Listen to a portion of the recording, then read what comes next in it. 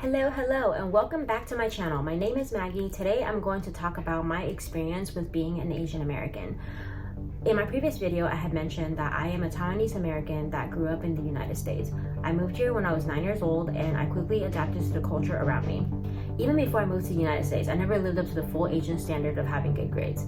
In fact, when I was in elementary school, I was like a major little punk, and I prided myself off of being like a troublemaker, and I was constantly competing with my friends to see who was getting like more detention. It's kind of pathetic now thinking back about it, but I actually constantly tell people that I'm actually really lucky that my parents loved me as a child, because honestly, if I ever have a kid, I would not want to deal with a mini-me. Needless to say, school was never a high priority for me until high school. When I entered high school, there was this unspoken pressure of having to do well, because all of a sudden my grades kind of mattered. I knew that my grades was going to determine the college that I was going to go into, and honestly, going to college was not really a choice that I have. It's definitely like a part of life that I just had to go through. Anyway, so that was the beginning of the social pressure to live up to the Asian culture standard. I've never had really strong aspirations for career goals, nor did I have strong desires to want to be anything. People love asking kids the questions like, oh yeah, what do you want to be when you grow up? Like, my answers were never like, oh yeah, I want to be a doctor, I want to be a lawyer. I've never really thought about the things I want to do, I never thought about what I wanted to do when I grow up. All I've ever really done was basically just have a bunch of hobbies and interests and explored those as like potential career opportunities. Fun fact, when I was 12 years old, I thought about becoming a carpenter because I built this like shoddy little desk from like the scraps of wood that we had laying around the house. That was very short-lived, because I can tell you today that I'm definitely not a carpenter. Anyway, I started to try a little harder in high school and even took an AP course to show people like, look, I really care about my grades, and I even made an effort to take an AP course. But I didn't know at the time, but like the school I went to is actually like super competitive, and people's goals are actually to get into Ivy League schools, and my dream schools are those people's like backup schools. That's how competitive we were. So I live in California, and most Asians are extremely familiar with UCLA and UC Berkeley. Those are practically brand name schools to those in Asia.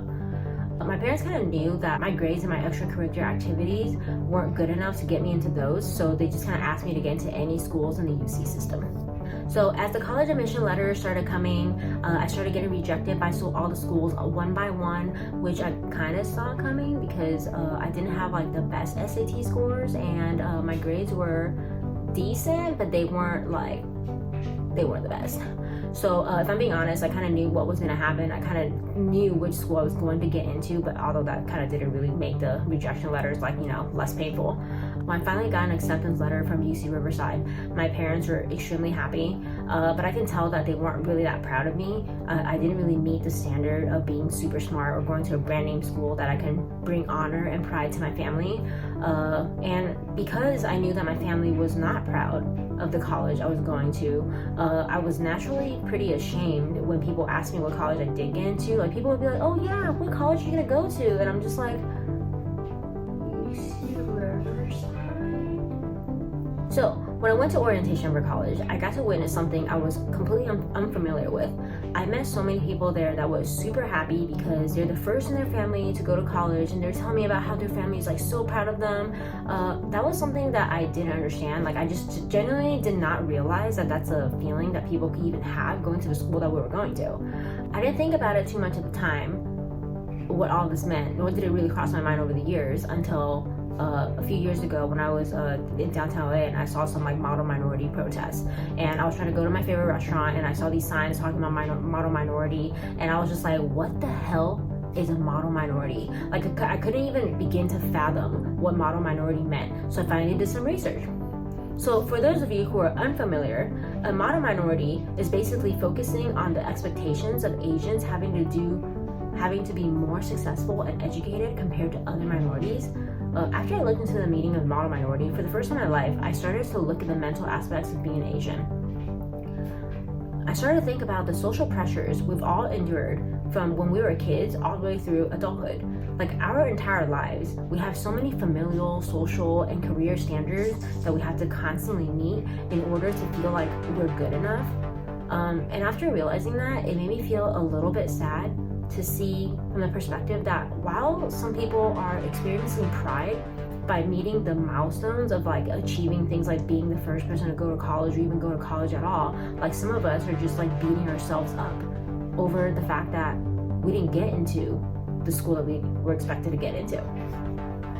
So I'm sure this is something that some of you have also gone through or are going through.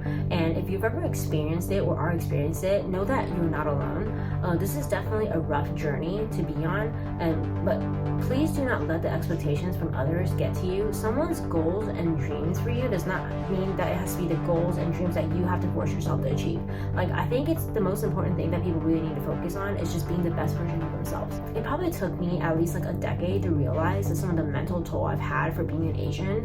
I have a younger cousin who's currently going to college right now, and I am constantly trying to, give her some words of wisdom to help her understand that whatever she's going through, like, I completely understand, and I'm really just constantly trying to be there for her to make sure that she doesn't go through some of the things that I have gone through.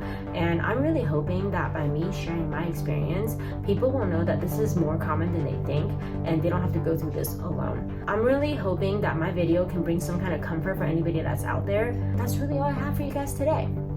Thank you so much for watching. If you enjoy my content, please subscribe for more future videos, and until next time.